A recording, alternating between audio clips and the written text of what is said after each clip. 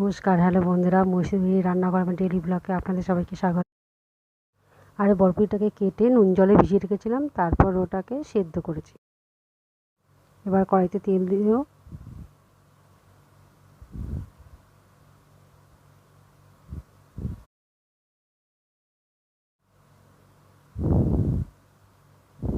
বরবটিটাকে ছেঁকে জল থেকে এবার মিক্সিতে দিচ্ছি।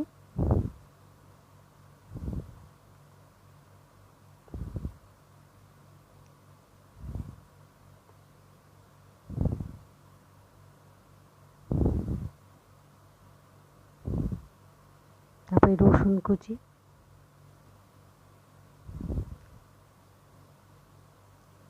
কালো জিরে,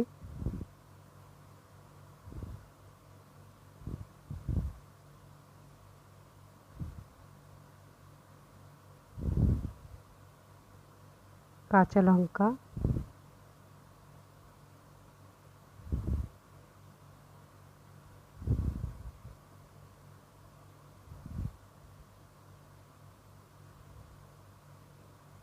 পেঁয়াজ, গরম তেলের মধ্যে বরবটির পেস্টটা দিয়ে দিলাম।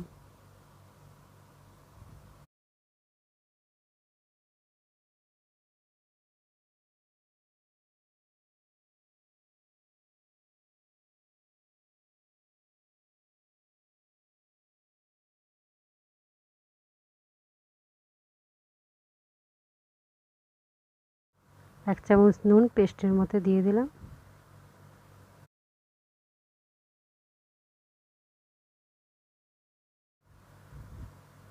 এক চামচ হলুদ দিয়ে দিলাম। এক চামচ চিনি দিয়ে দিলাম।